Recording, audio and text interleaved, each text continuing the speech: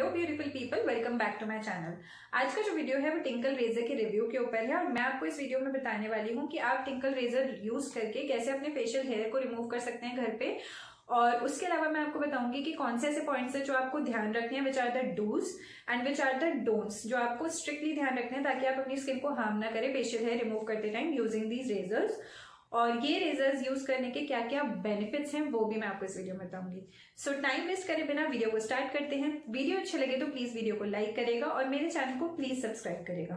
एक छोटी सी शिकायत है कि आप मेरी वीडियोस को लाइक भी करते हैं और कमेंट भी करते हैं मेरी वीडियोस पे, मैं आपके सारे कमेंट्स का आंसर भी देती हूँ, लेकिन आप मेरे चैनल को सब्सक्राइब नहीं करते। अगर आप मेरे चैनल को सब्सक्राइब नहीं करेंगे तो मुझे मोटिवेशन नहीं मिल पाएगा कि मैं और अच्छी अच्छी वीडियोस आपके लिए लेकर आऊँ। सो अगर आप चाहते हैं मैं आपके लिए और अच्छी वीडियोस लेकर आऊँ तो प्लीज मेरे चैनल को सब्सक्राइब करिएगा। सबसे पहले मैं आपको इस रेज़र का लुक दिखा देती हूँ कि इसका जो ब्लेड है वो काफ़ी ज़्यादा शार्प होता है और ये कुछ इस तरीके से दिखता है। इसे बहुत ज़्यादा केयरफुली आपको यूज़ करना है अपने फेस पे। सबसे पहला जो डूज़ है वो आपको ये ध्यान रखना है कि आपको फेस वॉश करने के बाद कुछ भी फेस पे नहीं लगाना है और स्किन आपकी ड्राई होनी चाहिए। आपको ड्राई स्किन पर ही फेशियल हेयर रिमूव करने हैं। और दूसरा पॉइंट जो आपको ध्यान रखना है वो इसका एंगल है। इस तरीके से आपको नहीं पकड़ना है, इसे डाउनवर्ड डायरेक्शन में पकड़ के उसके बाद आपको फेशियल हेयर रिमूव करने हैं। एंगल का ध्यान रखना है। बहुत लाइट हैंड से आप फेशियल हेयर रिमूव करेंगे। ये देखिए इससे कितना इजीली फेशियल हेयर रिमूव हो जाते हैं। आपकी जॉ लाइन पे या फिर आपके जो मुस्टैशेस हैं उनको आप बहुत इजीली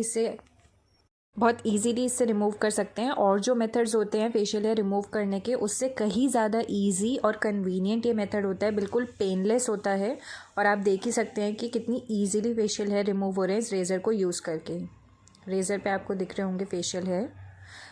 इसके बाद मैं जॉ लाइन पूरा क्लियर कर लेती हूँ और साथ ही साथ आपको ये भी बता देती हूँ कि ये रेज़र जो है मैं सिर्फ वीक में एक ही बार यूज़ करती हूँ। तो ये आपकी ग्रोथ पे डिपेंड करता है कि आप रेज़र को कितना फ्रिक्वेंटली यूज़ कर रहे हैं। मेरी फेशियल हेयर ग्रोथ बहुत फास्ट है तो मुझे इसे हफ्ते में एक बार यूज़ करना पड़ता है। अगर आपकी फेशियल हेयर ग्रोथ जो है वो फास्ट है तो आप हफ्ते में एक बार या फिर 2 बार भी यूज़ कर सकते हैं। लेकिन अगर आपकी ग्रोथ स्लो है तो आप 15 डेज़ या 1 मंथ में इसे 1 टाइम ही यूज़ कर सकते हैं। ये टोटली आपकी फेशियल हेयर ग्रोथ की स्पीड पे डिपेंड करता है। उसके अलावा मैं आपको ये भी बताना चाहती हूँ कि एक रेज़र आपका कितना टाइम आप यूज़ कर सकते हैं। एक रेज़र मैं 5 to 7 टाइम्स शेव करने के लिए यूज़ कर लेती हूँ। ये पूरा पैक 3 के पैक में आता है जो 130 रुपीज़ में आपको अमेज़ॉन पे मिल जाएगा। और एक रेज़र 5 to 7 टाइम्स मैं यूज़ करती हूँ, बट उससे ज़्यादा मैं उसे यूज़ नहीं करती क्योंकि इसका जो ब्लेड होता है वो एक टाइम के बाद उतना शार्प और ब्लंट नहीं रहता जितना स्टार्टिंग में 5 to 7 यूजेस में होता है। तो कुछ लोग उसे 10 या 15 टाइम्स भी यूज़ कर लेते हैं, लेकिन फिर आपको बहुत ज़्यादा प्रेशर लगाना पड़ता है फेशियल हेयर रिमूव करने के लिए, जो कि नहीं करना चाहिए। एक रेज़र को रिकमेंड किया जाएगा कि 5 to 7 टाइम्स ही आप यूज़ करें सो दैट वो ब्लंट और शार्प होगा तो आप ईजिली फेशियल हेयर रिमूव कर पाएंगे। और मैंने इस वीडियो की स्पीड को थोड़ा सा इंक्रीज़ कर रखा है। आप बहुत लाइट हैंड से और बहुत स्लोली ही फेशियल हेयर रिमूव करेंगे। एक साइड कंप्लीट हो चुकी है। मूव ऑन करेंगे दूसरी साइड पे और मुस्टैचेस क्लीन करने के लिए। यहाँ पे मेरे फेशियल हेयर इतने ज़्यादा ग्रो नहीं हुए थे, इस वजह से कैमरा पे उतना विजिबल नहीं है, लेकिन जॉ लाइन पे क्लियरली दिखेगा जो फेशियल हेयर रिमूव हो रहे हैं। मैंने 2 वीक्स कम से कम ग्रोथ बनाई थी सो दैट मैं वीडियो में ऐड कर सकूँ और वीडियो अच्छे से क्लियरली कैमरा पर दिखा सकूँ, बट मुस्टैचेस की ग्रोथ फिर भी उतनी नहीं आई थी। अब मैं आपको बताने वाली हूँ बेनिफिट्स, जो कि आप फेशियल हेयर रिमूव करते हैं तो उसके क्या क्या बेनिफिट्स होते हैं। काफ़ी सारे ऐसे लोग होते हैं जिनके फेस पे बहुत ज़्यादा हेयर ग्रोथ होती है और जिसकी वजह से उनका कॉन्फिडेंस भी लूज़ होता है, या तो उन्हें थ्रेडिंग करानी पड़ती है, वैक्सिंग करानी पड़ती है, जो कि बहुत पेनफुल होती है। ये मैजिकल प्रोडक्ट है उन लोगों के लिए जिनके बहुत ज़्यादा फेशियल हेयर होते हैं।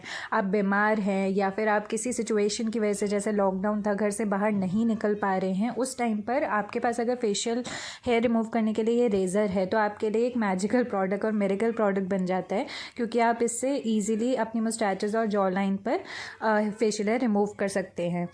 उसके अलावा एक मिथ है जो लोग सोचते हैं कि एक बार आपने अगर ये रेज़र यूज़ कर लिया तो उसके बाद बहुत मोटे और हार्ड बाल आते हैं। ऐसा कुछ नहीं है, ग्रोथ आपकी सेम ही आती है जैसी ग्रोथ ओरिजिनली होती है।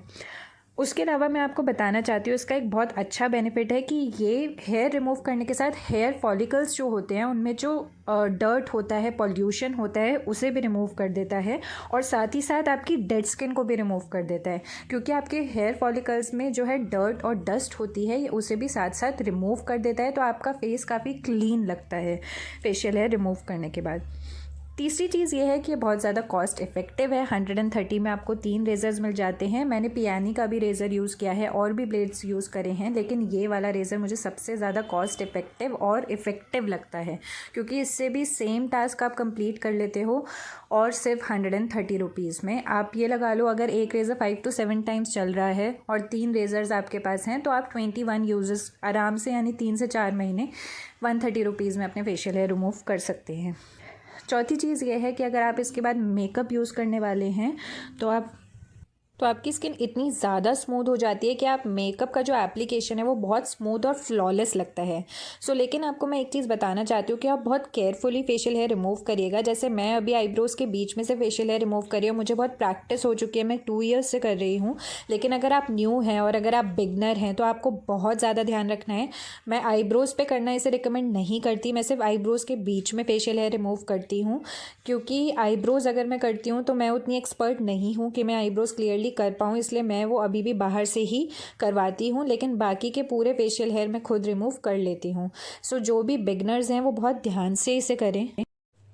तो आप देख ही सकते हैं कि दोनों साइड से फेशियल हेयर रिमूव हो गए हैं और फोरहेड से भी क्लीन हो गया है। बट मैं आईब्रोज़ नहीं करती हूँ और आपको भी रिकमेंड नहीं करूँगी, क्योंकि आईब्रो की शेप ख़राब हो सकती है अगर आप एक्सपर्ट नहीं हैं। फेशियल हेयर रिमूव करने के बाद आप कोई अच्छा सा मॉइस्चराइज़र अप्लाई कर सकते हैं। एक बहुत बड़ा डोंट है कि आपको ब्लीच अप्लाई नहीं करनी है फेशियल हेयर रिमूव करने के बाद। आप सिर्फ एक अच्छा सा मॉइस्चराइज़र अपने फेस पे लगा सकते हैं। साइड बन्स आप छोड़ देंगे, क्योंकि साइड बन्स अगर आप रिमूव करते हैं तो वो बहुत ऑड लगता है। और ब्लीच आप प्लीज़ यूज़ मत करिएगा, बट आप क्लीन अप कर सकते हैं after removing your facial hair. यहाँ कंप्लीट हो जाता है प्रोसेस। करती हूँ आपको मेरा ये वीडियो अच्छा लगा होगा। वीडियो अच्छा लगा होगा तो प्लीज़ वीडियो को लाइक करिएगा और मेरे चैनल को प्लीज़ सब्सक्राइब करिएगा और मुझे कमेंट करके ज़रूर बताइएगा कि आपके रेज़र का क्या एक्सपीरियंस है। तब तक के लिए बाय एंड टेक केयर।